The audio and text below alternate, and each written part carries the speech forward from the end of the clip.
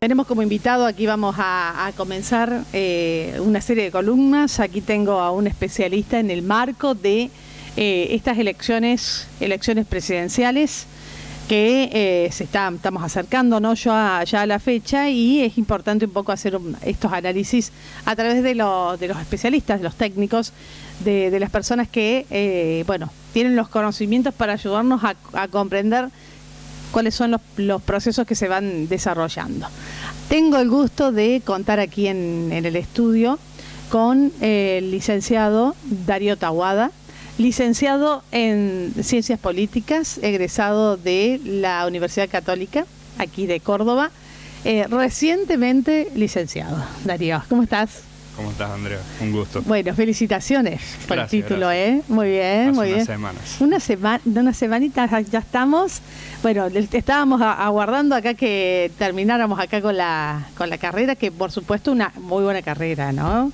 ¿Te gustó? ¿Te gustó todo? La carrera, sí. Muy linda, sí, muy interesante, con mucha cultura general sobre todo, un poco abarcativa en términos de todo lo que es la convivencia política, el sistema político, así que sí, muy amplia.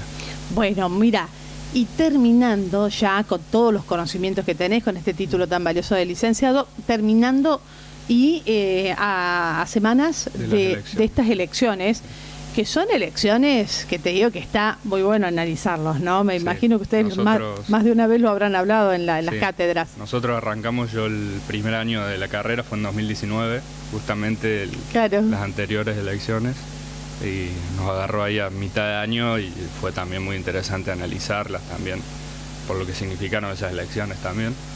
Y bueno, y ahora también estamos en medio de un proceso muy interesante, pocas veces vistos también por ciertas características, y está bueno para analizarlo. Pero muy bien. Bueno, lo primero que se analiza, calculo yo ahora, es estas elecciones en tercios, ¿no? Sí. Que es como más novedoso. Sí, sobre todo, post-paso, después de las primarias. Desde la ciencia política siempre lo que hacemos a la hora de realizar los análisis es dividir en actores, en los actores que están dentro de esta realidad que vamos a analizar.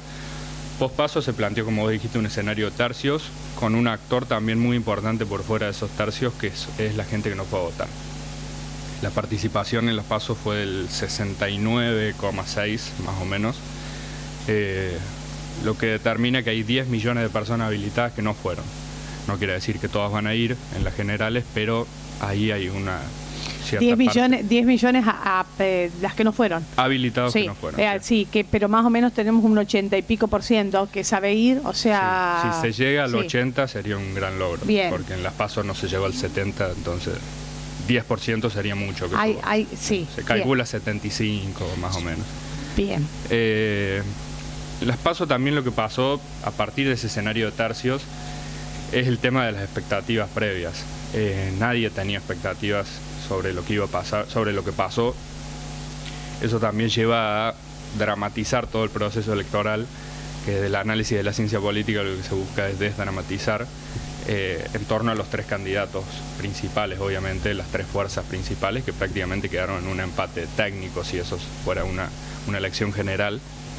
Entonces ahí lo que tenemos que ver es el rol de las expectativas políticas, lo que se esperaba antes y cómo eso influye también después de las PASO, cuando ya tenemos los resultados. Para ver quién ganó y quién perdió, digamos. Exactamente. O sea, lo ves no solo por los votos, porque tenés el empate técnico, sino por las expectativas. Sí. Bueno, ¿quién perdió? ¿Quién salió más debilitado? Juntos por el Cambio. Juntos por el Cambio, sí. Sí, bien. Juntos por el Cambio. La sorpresa, por supuesto, fue Milei. Que fue el ganador. Sí. No solo ganó, sino que a su vez nadie se esperaba que iba a ganar. Y ganó en términos de fuerza política. La Libertad Avanza salió primera, y en términos de candidato individual, porque también Milei fue el candidato más votado.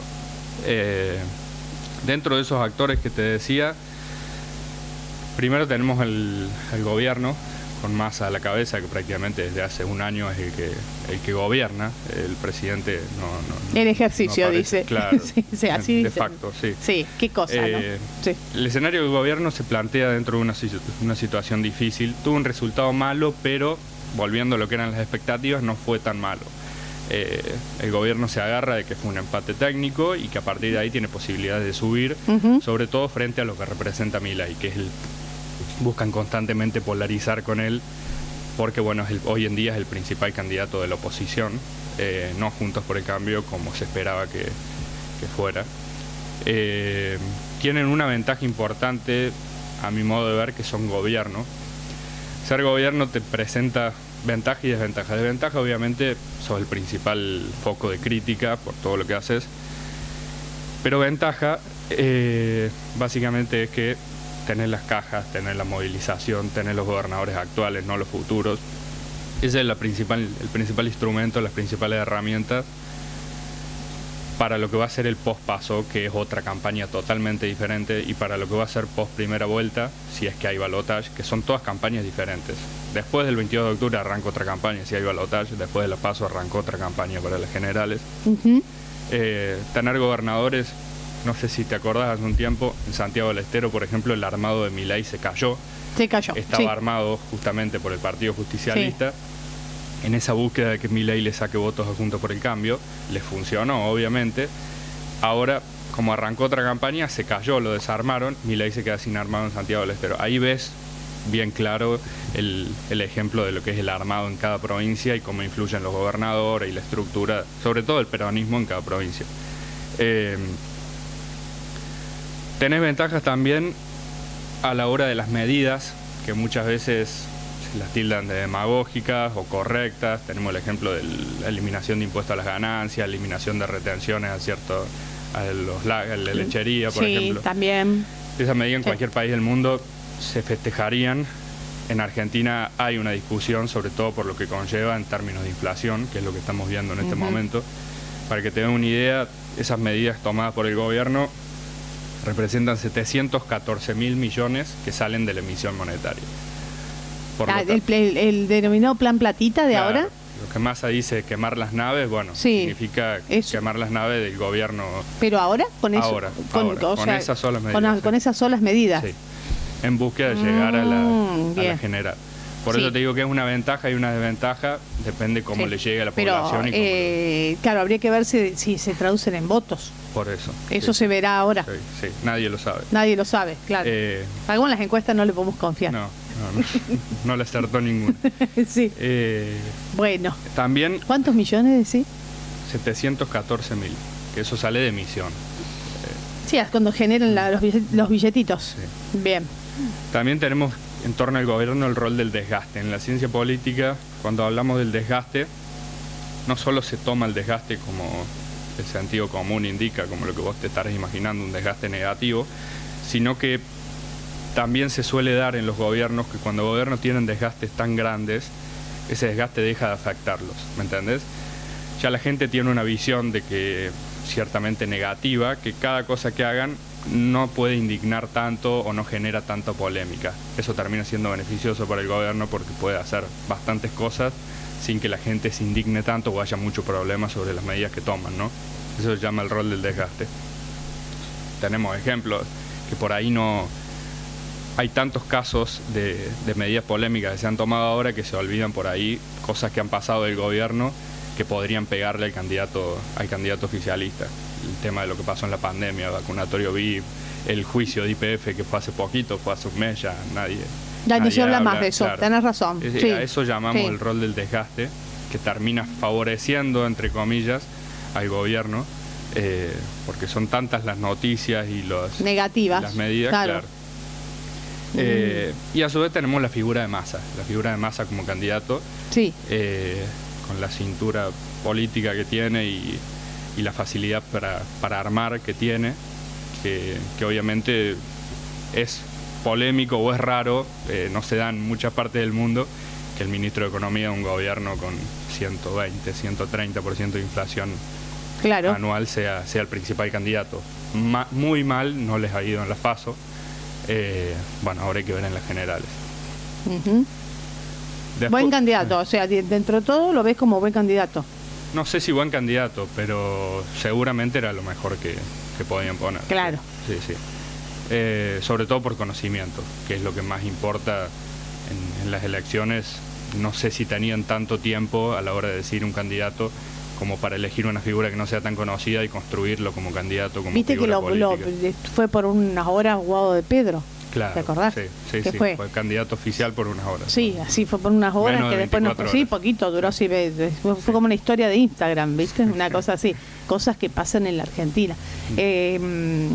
Massa lo que tiene, que a mí no me deja de sorprender, claro, es esto que vos decís, capacidad de armado, estos vínculos, estos contactos o esta relación que él tiene con actores del ámbito empresarial, del ámbito político, de todos, porque, a ver, yo te tiro una, ayer nomás, viste que al final se termina reuniendo con muchos, Y también ha estado en tantos lugares. Sí, pero él llama y los otros van. Sí. Yo ayer lo dejaron medio tambaleando a Melconian. Viste que Melconian, que es el ministro de Economía, digamos, el elegido en el caso de que gane Patricia Bullrich, se reunió con Massa. Sí. Y bueno, le preguntaban eso, por qué se había reunido, qué sé yo. Y bueno, él fue. Y Morales es otro ejemplo. Sí, en el caso de Melconian tiene una historia de reunirse con muchos dirigentes políticos. Hay que recordar que él estaba armando un plan en la fundación que él presidía, que es la Fundación Mediterránea, y el plan económico que él venía armando desde hace más de 1 o 2 años. Y también ha recordado el momento que se juntó con la vicepresidenta, con Cristina. También. Había sido muy mediático esa reunión, porque se juntaron sobre todo a debatir sobre ese plan de Melconian, que después termina adoptando Juntos por el Cambio. En el caso de Morales siempre fue muy cercano a Massa. En 2015, por ejemplo, cuando Morales gana la gobernación de Jujuy, gana con el sello del Frente Renovador de Massa y también apoyado no tan explícitamente por Juntos por el Cambio. Después termina aliándose a Juntos por el Cambio, porque Morales siempre fue radical, ¿no? Pero el sello principal en 2015 de Morales en Jujuy fue el Frente Renovador. Claro, ahí está todo este movimiento de... O sea, esta construcción de Massa, digamos, construcción de él de años, y ni hablar de Larreta. Hay que acordarse que Massa en 2015 no era lo que es ahora, era totalmente distinto y era uno de los principales opositores al kirchnerismo. También. Por lo tanto, no era tan raro en ese momento que Morales sea aliado de Massa y que Morales se termine yendo a Juntos por el Cambio a la hora de gobernar, sobre todo porque el gobierno nacional había quedado en manos de Juntos por el Cambio y necesitaba esa cercanía. Bien, bueno. Sí. Ahí está. Todo esto vamos viviendo. Después tenemos lo que es el segundo actor de Juntos por el Cambio, la segunda fuerza más importante, al menos previo a la PASO. También lo que te decía hace un rato, golpeado por las expectativas previas. No se creía y nadie esperaba que sean esos los porcentajes. Que se pierdan tantos votos. Se pierdan tantos votos. Acá un montón de votos en Córdoba. En Córdoba fue la provincia que más votos perdió de toda Argentina. Por eso. Sobre todo en manos de Milei. Sí. Milei en otras provincias le saca el peronismo y mucho, pero en Córdoba Milei le sacó mucho a Juntos por el Cambio y fue la provincia en la que Juntos por el Cambio más votos perdió. Salieron muy desgastados como fuerza política, sobre todo por la interna. Argentina no está acostumbrada a tener internas muy competitivas, fueron unas internas bastante, en ciencia política se les llama internas negativas. ¿Por qué? Porque hay mucha confrontación entre los candidatos, hay mucho desgaste y sobre todo es muy difícil retomar el rumbo de la campaña después de la interna por lo golpeado que queda el derrotado, sobre todo, y toda la estructura del derrotado. En este caso también fue la particularidad de que la mayoría de la estructura de Juntos por el Cambio y de los militantes y de los gobernadores y de los actores de Juntos por el Cambio fue con el derrotado, con Rodríguez Larreta. Por lo tanto fue un gran desafío para Bullrich retomar la campaña, meter a toda esa gente dentro de la campaña, unirlos de nuevo, después de tanto desgaste, y eso se pudo ver después de la campaña, en el que la campaña de Juntos por el Cambio se la veía sin rumbo, que retomó un poco el rumbo con la figura de Melconian y cuando empezaron Sí. las marchas, no sé si viste. Lo vi, sí, con esto. Sí. Sí, le costó, al principio le costó. Bueno, el propio Larreta dijo que estuvo, creo que 2 días, Sí, que no se puede levantar. Sí, o dio sea, una entrevista. Viste que dio Y esa lo que pasa entrevista. es que él Sí. siempre se dijo que se había preparado mucho y que lo esperaba desde hace mucho tiempo esta oportunidad y bueno, el porcentaje de votos que sacó fue Yo muy inferior a soy lo esperado. una de las personas que no entiende cómo no ganó Larreta, pero no por nada, ¿entendés? No es que no la quiera Patricia Bullrich, sino porque parecía que era el presidente. Ya ni siquiera te digo que ganaba la interna. Yo cuando lo empecé a ver, que lo mostraban, era el presidente. O sea, ya está. Un año, Y de pronto desinfló totalmente. un año y medio, un año antes de las PASO, el principal candidato y en todas las encuestas y en la opinión pública que iba a ser presidente era Larreta, era Sí. Rodríguez Larreta. Sí. Yo lo veía bastante bien el tema de la pandemia. Sí. Fue bastante señero, ¿viste? Y de pronto la interna y perder así la interna, que no sé, yo no me dedico a esto, pero si él más o menos tenía esos números, no hay ni que presentarse una interna, Sí. porque perdió por paliza, perdió mal. Sí. No tanto sobre la diferencia, sino por lo poco que sacó él. Claro. Sacó Sí. muy poco. Y después también lo que hay que ver es la distribución de los votos, sobre todo en la interna de Juntos por el Cambio, es si todos los votos de Larreta van a ir efectivamente a Bullrich en las generales o no. Ahora.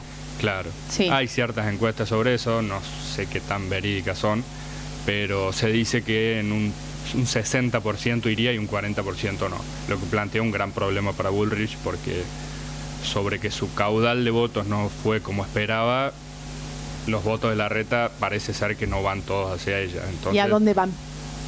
se distribuyen. Se distribuyen. Se distribuyen, sí. Menos a Bregman, a los otros. Claro. Hay Sí. una encuesta de Sí. la Facultad de Psicología de la UBA que es interesante. Sí. Ya es media trazada, fue bien post-paso, que ahí detallaba bien hacia dónde iban. Y bueno, iban un poco para todos lados. Sí. Bien, bueno. Frente a esto, bueno, la situación complicada de Bullrich, que es a dónde va a ir a buscar los votos, ¿no? Porque si la mayor parte de Larreta va hacia ella, pero una buena parte no, tiene que ir a buscar otro lado, y ahí también es donde está el rol de los ciudadanos que no fueron a votar, de la cantidad de votos que hay ahí sin dueño, por así decirlo. Está el rol de Córdoba, que fue la provincia que más votos perdieron y es donde más pueden recuperar también, depende de la campaña, ahora ya no hay mucho tiempo. Está el rol de Melconian también, que entra justamente para tratar de levantar la campaña y darle un rumbo a la campaña. Y sobre todo, a lo largo de toda esta campaña vimos, Juntos por el Cambio, o se vio desde el análisis político, una gran confusión sobre el rumbo del partido, de la alianza sobre todo. Juntos por el Cambio, después de mucho tiempo, desde que arrancó a gobernar como Cambiemos en 2015, hoy en día podría gobernar con mayoría en Congreso, con mayoría de gobernadores, todo lo que siempre quiso, hoy lo tiene, pero no lo puede hacer realidad en un gobierno nacional. Recordemos que hoy en día Juntos por el Cambio tiene los gobernadores de Santa Fe, de San Luis, San Juan, Jujuy, Corrientes, Neuquén, Chubut, Santa Cruz, Chaco, que fue una sorpresa, Mendoza, posiblemente Sí. Ciudad de Buenos Aires. Son más de 10 provincias casi que van a ser gobernadas por Juntos por el Cambio hasta el 2027. Justamente esa es la confusión que se vive en Juntos por el Cambio de lo errática que fue la campaña, el diseño de la campaña, que teniendo todo ese poderío político futuro, incluso en la Cámara de Diputados y en la Cámara de Senadores, no lo pueden concretar en el ámbito de la elección nacional, ¿no? Esto es algo que Macri no estuvo ni cerca de tener. Macri, recordemos, gobernó con 4 o 5 gobernadores nomás, minoría en ambas cámaras. Es algo muy distinto. Y hoy en día, en esa búsqueda de retomar el rumbo de la campaña, Juntos por el Cambio, lo que constantemente busca, y también se vio en los debates, es que se buscan mostrar como los verdaderos contrarios o los verdaderos rivales del kirchnerismo, los únicos que pueden confrontar al kirchnerismo. En la campaña de Patricia Bullrich directamente habla claro. de eso, que es media rara Sí. bueno, voy a A destruir al kirchnerismo. Apunta, apunta justamente a confrontar con el kirchnerismo para tratar de retomar ese voto anti-kirchnerista que en un pasado Cambiemos tuvo. Un ejemplo clarísimo de esto en términos de campaña fue el video, el spot de la cárcel. No sé si lo viste, el de la cárcel con el nombre de Cristina Fernández. Sí, lo vi. Fue muy fuerte y muy marcado en torno a esa idea de darle a la campaña un sentido de anti-kirchnerismo y de confrontar. Sí. Esto también lo hacen teniendo en cuenta la otra parte que es Milei, que no termina de garantizar un anti-kirchnerismo fuerte. Si vos te fijás, Milei últimamente critica más a Juntos por el Cambio que al kirchnerismo. Sí. Yo te pregunto una crítica muy fuerte de Milei hacia Massa, que vos te acuerdes que se instaló en la opinión pública y no hay. Al contrario, contra Patricia Bullrich sí. Tenemos Montonera. Bombas al Jardín de Infantes, que después dijo que no era Jardín de Infantes. Sí, a Bullrich. Entonces, todo. Contra Bullrich es un... También Juntos por el Cambio juega con eso y ve que Milei no termina de garantizar el antikirchnerismo. El armado de las listas de Milei en el conurbano, sobre todo. Y también lo que busca mostrarse, sobre todo en los spots finales de campaña, es que son los únicos que tienen capacidad de gobierno en torno a lo que te decía recién, de gobernadores, de apoyo legislativo, de intendentes. Eso es lo que dijeron. Que Milei también, por otra parte, es lo que más se le critica de Juntos por el Cambio porque claramente no lo tiene. ¿Cómo lo va a hacer? En el Estado siempre se dice que cuando un gobierno entra necesita 3.000, 4.000 personas para el ámbito burocrático del Estado. ¿De dónde lo sacaría Milei? Es la incógnita que Juntos por el Cambio aprovechan para plantear, para tratar de desgastarlo. Por ahora no lo está desgastando tanto.